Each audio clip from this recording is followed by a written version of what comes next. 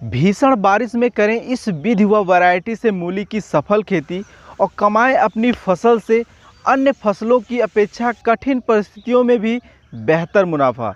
किसान भाई, आज की इस वीडियो में बात करने वाले हैं कि भीषण बारिश के मौसम में मूली की खेती कैसे करें।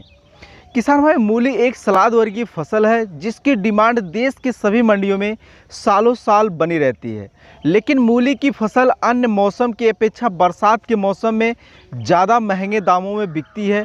उसका एक ही कारण है क्योंकि ज़्यादातर किसान भाई बरसात के मौसम में मूली की खेती नहीं करते हैं, क्योंकि वह बरसात के मौसम में मूली की खेती कर ही नहीं पाते हैं।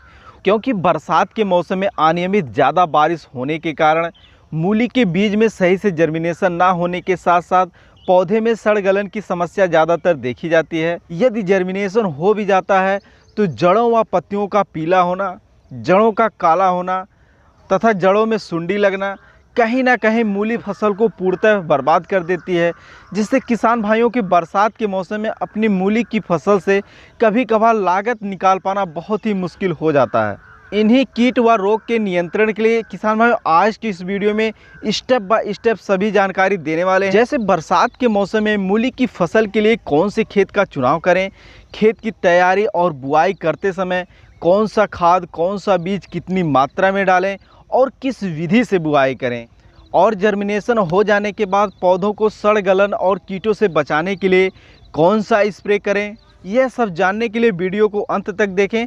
नमस्कार, मैं हूं विजय मौर्य और आप लोग देख रहे हैं यूट्यूब चैनल नंबर 1 खेतीबाड़ी। जो भी किसान भाई इस चैनल पे नए हैं या अभी तक जिन किसान भाइयों ने इस चैनल को सब्सक्राइब नहीं किया है तो कृपया चैनल को सब्सक्राइब करके बेल वाले आइकन को प्रेस करके ऑल पर क्लिक कर दें, ताकि आप लोगों को खेती बाड़ी से संबंधित सही, सटीक और व्यवहारिक जानकारियाँ समय समय पर मिलती रहे। आइए वीडियो को स्टार्ट करते हैं। अब बात करते हैं कि बरसात के मौसम में मूली की बुआई के लिए हमें कौन कौन से खेत का चुनाव करना चाहिए।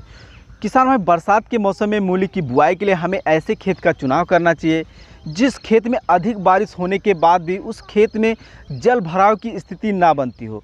यदि आपके खेत में जल भराव की स्थिति बनती हो तो आप लोग मूली की खेती ना ही करें तो ही बेहतर होगा।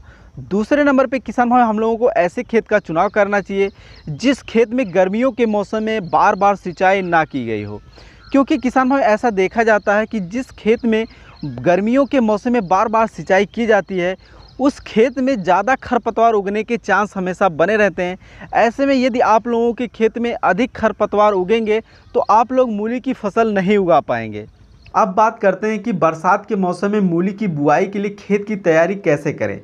किसान भाई, बरसात के मौसम में मूली की बुआई के लिए खेत की तैयारी करते समय दो विशेष बातों का ध्यान रखना है। पहला, जिस भी खेत में आप मूली की बुआई करते हैं उसमें गोबर की खाद का प्रयोग ना करें।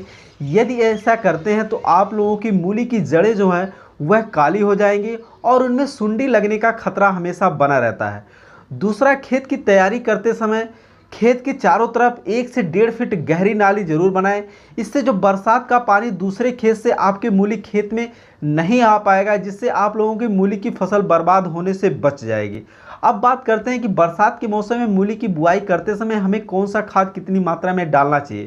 तो किसान भाई, मैं आप लोगों को बता दूं कि मैं अपनी मूली की बुआई करते समय प्रति एकड़ जो है बरसात के मौसम में 30 किलो सिर्फ DAP डालता हूँ। उसके अलावा मैं कोई खाद का प्रयोग नहीं करता हूँ।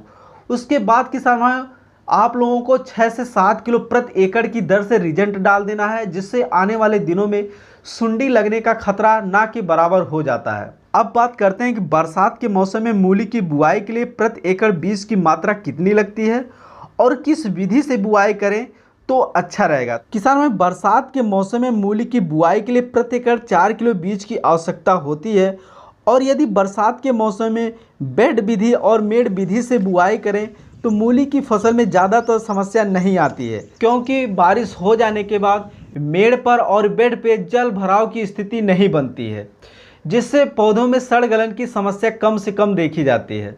अब बात करते हैं कि बरसात के मौसम में मूली की फसल में कौन कौन से रोग व कीट लगते हैं और उनका निवारण कैसे किया जा सकता है। किसान भाई, बरसात के मौसम में मूली की फसल में ज़्यादातर पौधे की सड़ गलन की समस्या देखी जाती है और पत्तियों को कीटों द्वारा काटा जाता है।